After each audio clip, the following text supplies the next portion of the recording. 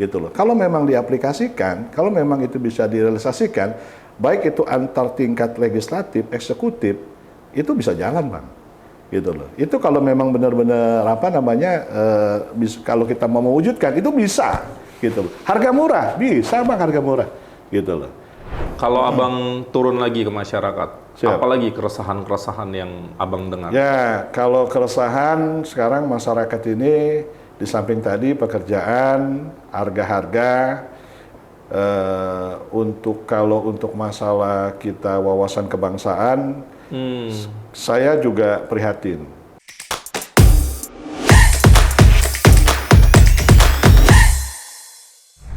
Assalamualaikum warahmatullahi wabarakatuh. Halo teman-teman, makasih udah kembali menyaksikan konten ini, dan kembali kita mendatangkan satu calon lagi anggota legislatif dari Partai Persatuan Pembangunan. Kita ingin kenal lebih jauh mengenai beliau, karena nggak mungkin kita menitipkan nasib kita, masa depan kita kalau kita nggak kenal siapa orang yang mau kita pilih. Bersama kita langsung aja ada Bapak Apriansyah. Kita berikan tepuk tangan untuk Pak Apri. Bang Apri, ini terus terang kan baru pernah ketemu Bang kita. Ya, betul. Bang cerita ya, Bang. Abang ini aktivitasnya apa? Kenapa terjun ke politik? Cerita ayo Bang. Saya selama ini ada usaha juga. Ya, saya aktif di beberapa organisasi dan misalnya boleh disebutkan Bang? Aktifnya saya di HKTI sebagai ketua LBH HKTI. Itu di HKTI-nya ketua umumnya Pak Jenderal Muldoko yang sekarang KSP gitu. Juga saya aktif di PHRI di Provinsi DKI. PHRI itu perhotelan ya Pak? Hotel Restoran Indonesia. Kalau HKTI kan pertanian. Pertanian, Himpunan Kerukunan Tani Indonesia. Kalau PHRI Hotel Restoran Indonesia. Kalau ketua umumnya Pak kalau ketua DKI Jakarta Pak Iwantono. Itu kalau saya kebetulan diwakil ketua umum. Begitu. Aktif juga di Masyarakat Cinta Masjid Indonesia. Masya Allah. Gitu. Iya, ya selagi masih bisa untuk bersosial yang bisa kita coba kita aplikasikan, insya Allah lah buat umat begitu. Kenapa Bang? Seneng? Senang bisa apa yang bisa kita coba berikan, apa yang bisa kita berikan untuk yang terbaik buat masyarakat lah. Gitu. Ini aktivitas organisasi ini udah Abang mulai dari muda atau? Kalau kuliah kuliah ya. Kalau semenjak kuliah, tapi kalau SMA itu belum lah. Gitu. Kuliah, saya kebetulan kuliah di Palembang, itu di kampung sendiri, Wong Kito Galo, ya di Universitas Sriwijaya. Ambil hukum mungkin berarti? Ambil hukum, betul. Iya. Iya. Terus Bang, kalau tadi Abang udah cerita ya aktif di berbagai organisasi begitu. Terus mulai terjun ke politik tuh sejak kapan, Bang Apri? Saya sebenarnya belum lama lah, ya baru 50 tahun. Enggak juga lah ya. Semenjak sama teman-teman gabung di aktivis sosial begitu kan, di Masyarakat Cinta Masjid gitu kan. Ya, itu kita belum lama lah gabung di situ, gitu, di politik ya. Kenapa Bang? Kenapa akhirnya memutuskan gabung? Ya karena saya lihat kalau kita mau coba ikut memberikan satu yang terbaik buat bangsa negara ini, ya kita harus ada di politik. Harus ada salurannya. Harus ada salurannya gitu loh. Karena nggak bisa kita hanya ya sambil kita ngobrol sama teman-teman atau kita turun ke jalan atau kita apa. Kayaknya memang ya kalau memang yang agak sedikit 100% itu ada di politik jalurnya itu. Saya pernah dengar ini Bang. Kalau kita memilih di luar, teriak aja, belum tentu didengar. Belum tentu. Tapi kalau kita di dalam berbisik aja. Benar Bang. Tuh orang dengar. Betul Bang, iya. Gitu kan Bang ya? Betul Bang, iya. Yang nentuin itu ya yang ada di dalam begitu. Ya kita cukup, alhamdulillah selama ini ya kita lihat ya setelah zaman reformasi 98 sampai dengan sekarang 2023 ini gitu kan. Pak Jokowi memimpin 2 periode, ya kita lihat perkembangannya cukup baik begitu kan. Banyak capaian. Ya, banyak pencapaian yang hasil yang sangat-sangat kita bisa rasakan begitu kan. Ya kita pengen lebih baik lagi. Ya kita hidup ini apa sih ya? Kalau bisa nanti kan anak cucu kita semua bisa, semua sistemnya lebih lebih terjamin, lebih rapi, dan lebih semua pemerintahannya lebih baik, lebih konsisten ya buat masyarakat kita. Indonesia bisa lebih maju ke depan. Kenapa Bang milih P3 Bang?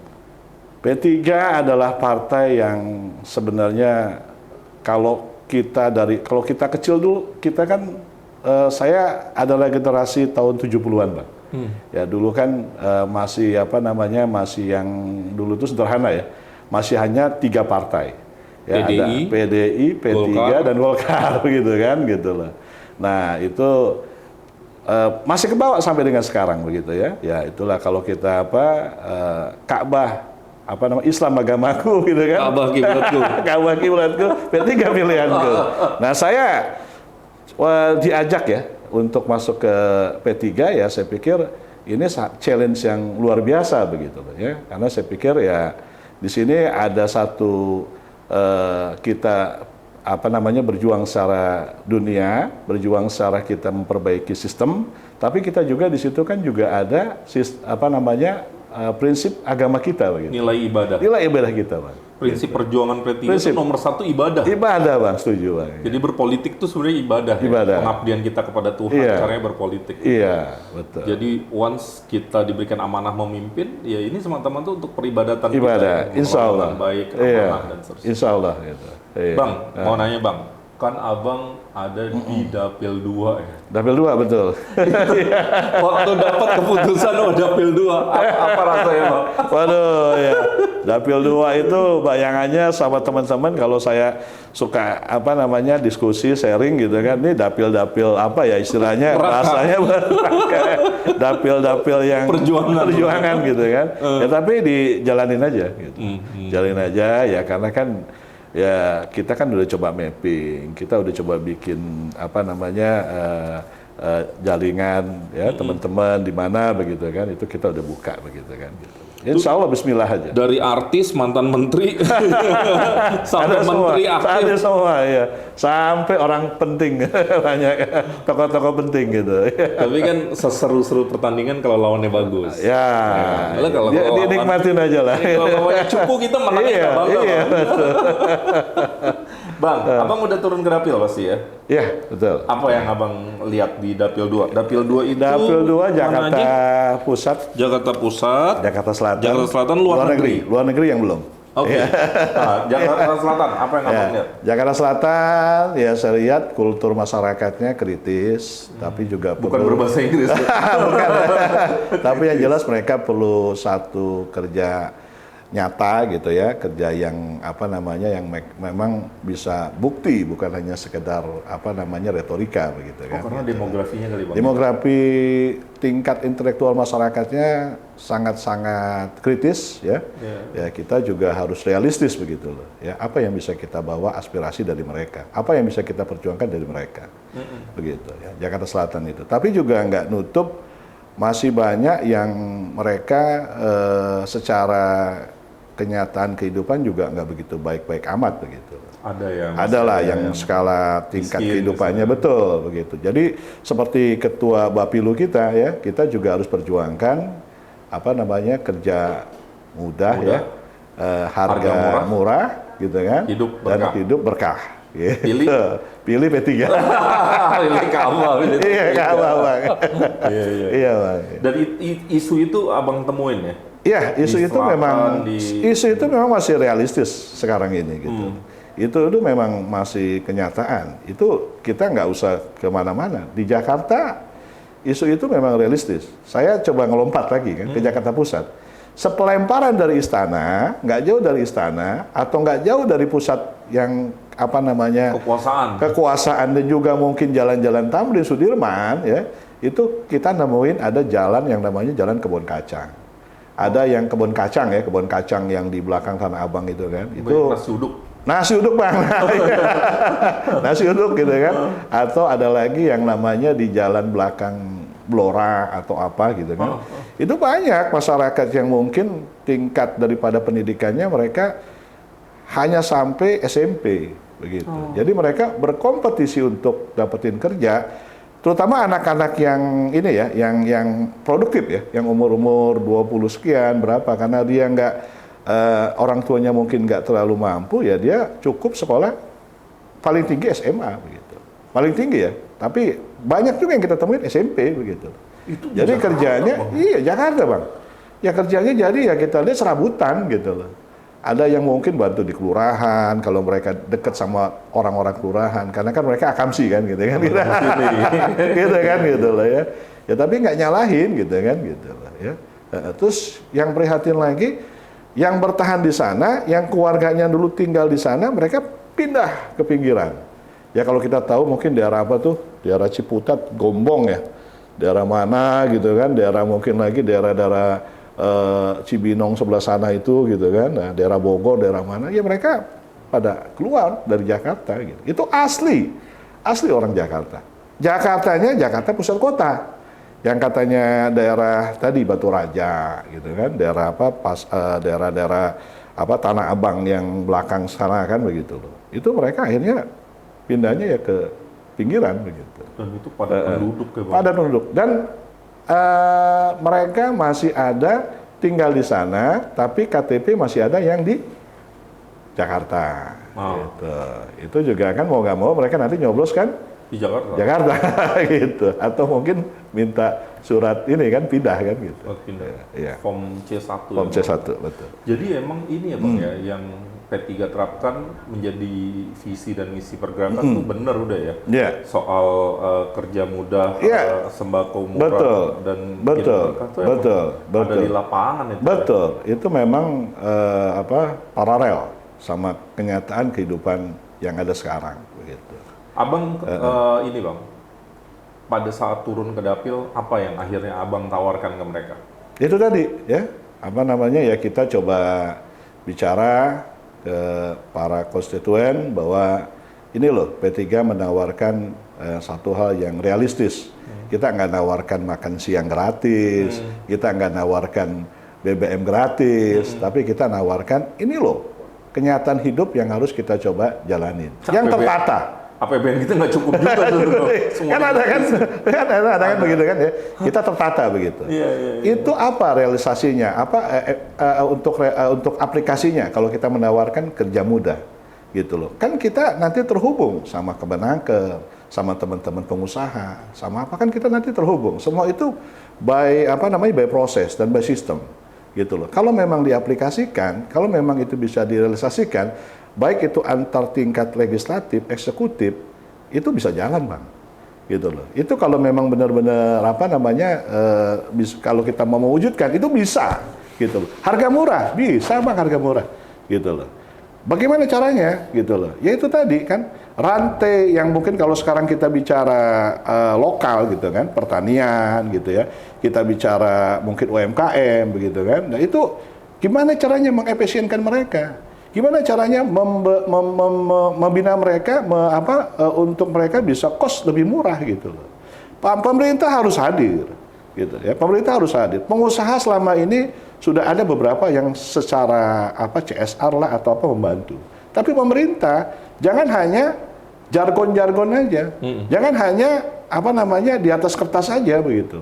Ini harus memang turun dan mengaplikasikan sistem ini buat banyak bantu masyarakat. Apalagi Abang aktif di HKTI kan Bang? HKTI Bang. Nah betul. Itu kan logikanya mungkin pangan kita mahal ya karena ada yang nggak beres kan? Nah gitu. di situ Abang lihatnya gimana kalau dari sudut? Kalau pangan itu ya ini ya kita bicara semua kan rantai Bang. Iya. Ya, kita sekarang ini kan ribut soal beras yang lagi tinggi lah. Cabenya juga nggak fluktuatif benar gitu kan gitu loh. Ya ini kadang-kadang ya kita harus secara komprehensif Bang. Bukannya pas lagi mahal tahu dari kementerian turun memberikan bibit begitu kan. Ya itu kan nggak bakalan turun harga itu kan. Ya kalau kita udah secara komprehensif secara keseluruhan ya masyarakat mungkin juga yang memang sebagai petani langsung dilibatkan begitu kan. Ini semua berhubungan Bang. Dari pupuk, dari untuk change supply semuanya itu semua berhubungan semua begitu. Saya tertarik waktu Abang cerita Abang juga di PHRI. PHRI Bang. Kan industri pariwisata itu salah satu industri yang sangat mendukung. Betul. Dan padat kerja gitu ya, padat karya, padat modal juga ya. Banyak contoh, banyak bukti Bang. ya itu di Klaten ada satu BUMDes yang apa tadinya itu desanya adalah minus, sekarang kan dia udah bisa anak-anak yang nggak mampu apa namanya bisa disekolahkan hasil dari BUMDes. Itu kalau memang ini semua bergerak jalan bang gitu loh. Saya dengan ketua Bapilu kita sangat respect ya, sangat hormat ya, begitu kan, begitu. Saya juga dengan apa namanya kementerian juga sangat respect dengan hormat begitu. Tapi kalau misalnya ini semua kerja bukan hanya satu kementerian, tapi keterkaitan antara satu dengan yang lain, ada hubungan yang secara apa namanya secara memang untuk bekerja secara bersama-sama, saya yakin itu pasti bisa, Pak. Gitu. Dan industri pariwisata di Jakarta kan salah satu yang kuat itu kan MICE kan. MICE betul. Ya kan meeting interaktif betul. apa namanya dan exhibition itu ya. Betul. Yeah. Dan ke depan bukan nggak mungkin ya ini sebenarnya masih bisa dilebarkan sehingga tadi sangat, kerja Bang. mudah itu benar-benar sangat, Bang. Masih ya, Bang. Sangat, Bang. Iya. MICE itu juga perlu tenaga kerja yang apa namanya yang sifatnya bukan hanya apa, dia juga ada daily kan, di hotel-hotel begitu juga, Bang. Ya. Gitu kadang-kadang dia udah kalau misalnya apa market bagus, dia kan punya manajemen HRD segala macam. Dia perlu juga orang-orang yang daily worker segala macam begitu kan. Untuk apa? Ya saya pikir ya ini tadi. Kalau Jakarta, Indonesia, semua tadi abang setuju kita support MICE-nya, pariwisatanya, perhotelannya, rumah makannya, semua hidup begitu, bisa jalan. Nah ini dibutuhkan caleg yang ngerti barang nih, jadi ngomongnya enak gitu-gitu. Nah Bang, kalau Abang turun lagi ke masyarakat, apalagi keresahan-keresahan yang Abang dengar? Ya, kalau keresahan sekarang masyarakat ini di samping tadi pekerjaan, harga-harga, ya mereka juga apa namanya kalau untuk masalah kita wawasan kebangsaan, saya juga prihatin ya dengan anak-anak muda yang sekarang mungkin mereka nilai-nilai kebangsaannya nggak sama kayak kita dulu, Bang. Kalau saya generasi 70-an kan begitu kan, gitu loh. Ya mereka itu kayaknya ya apa ya?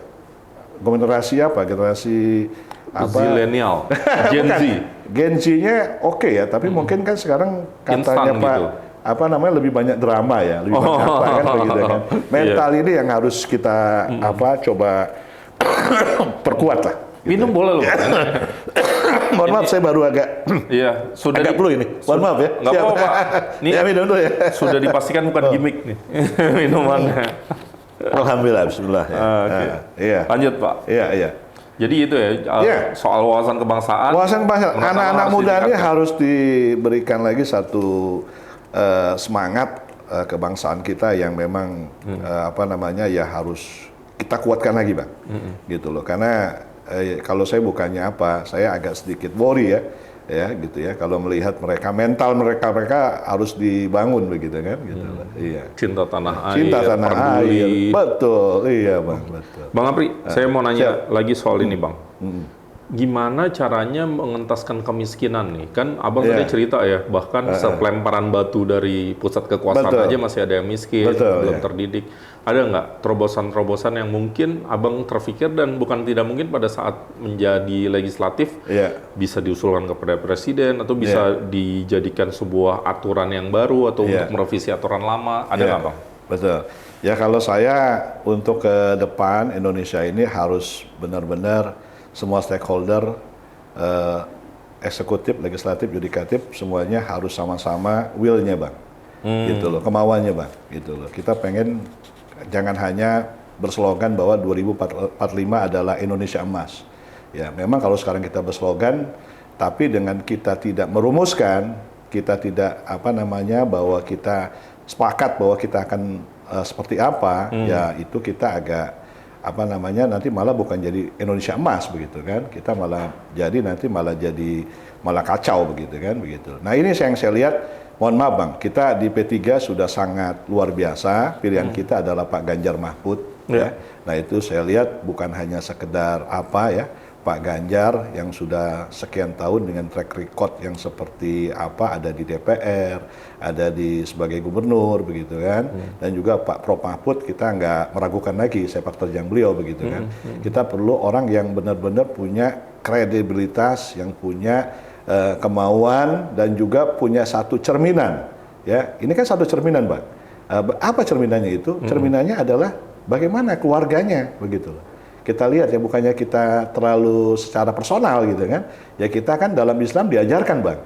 Atau kita juga bicara bibit bobot bebet. Begitu kan. Nah, kita lihat ini kan begitu loh. Ya kita lihat. Nah, jadi saya pikir ya buat seluruh masyarakat Indonesia ya dalam kesempatan ini ya kita jangan pertaruhkan nasib kita pribadi, nasib kita sendiri, nasib keluarga kita, anak-anak cucu kita hanya dengan apa namanya yang mungkin terlalu terlalu sentimental begitu. Kita harus benar-benar punya hati nurani, pikiran bersih dan juga yang memang yang kita untuk anak cucu kita ke depan. Jangan terhipnotis. Jangan terhipnotis. Gara-gara gimmick gitu. Ini lucu nih gitu. Coba ini pemimpin bukan diajar yang lucu. Ajar yang lucu kan bukan tugas pemimpin lah. Betul. Pelawak atau kita sepakat, Bang. Iya kan? Tugas pemimpin kan memimpin, menyelesaikan masalah gitu ya. Pak, sekarang soal ini, Pak. Kan salah satu yang khas di perkotaan tuh biasanya Gini rasio ya, atau rasio ketimpangan gitu. Betul. Ada yang sangat kaya, apalagi di Jakarta ya. Pasti kan yang kaya sekali mungkin tinggal di Jakarta dan mungkin yang miskin juga ada di Jakarta gitu. Abang ada komentar soal ini? Ini memang harusnya kalau kita balik lagi ke P3, kita balik ke agama, Bang.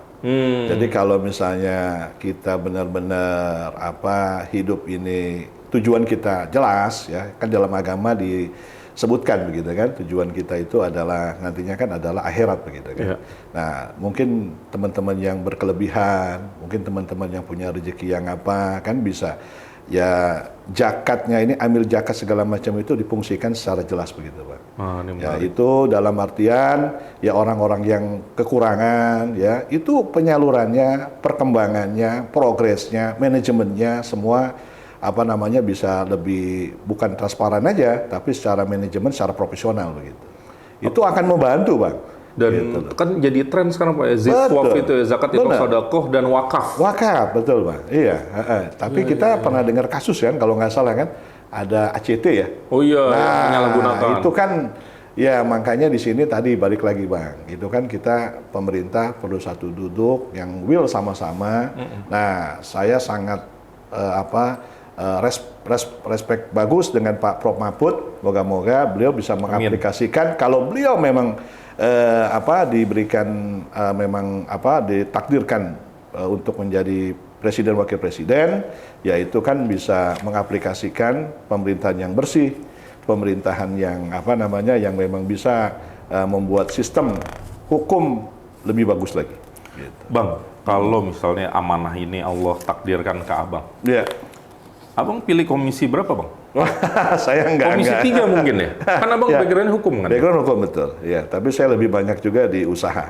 Gitu. Oh, di dunia usaha ya, Bang? Saya hukum, kebetulan saya dikasih amanah sekarang ketua LBH. Ya, jadi LBH itu banyak juga ngurusin kasus-kasus masyarakat. Saya suka keliling juga gitu. Pro bono, Bang, aja. Iya, kasus tanah, mungkin kasus waris gitu kan. Ada juga teman-teman di ASN, kasus petun, begitu kan. Gitu. Karena kan sekarang ada juga ya pihak-pihak yang kritis terhadap kualitas legislasi DPR ya. Iya. Misalnya undang-undang mungkin banyak diketok, tapi kualitasnya banyak juga di-challenge gitu karena mungkin belum memenuhi rasa keadilan atau keterwakilan dan seterusnya. Kalau bicara keadilan, Prof Mahfud sudah bicara, Bang. Banyak perkara yang bisa semuanya itu wanipiro begitu kan.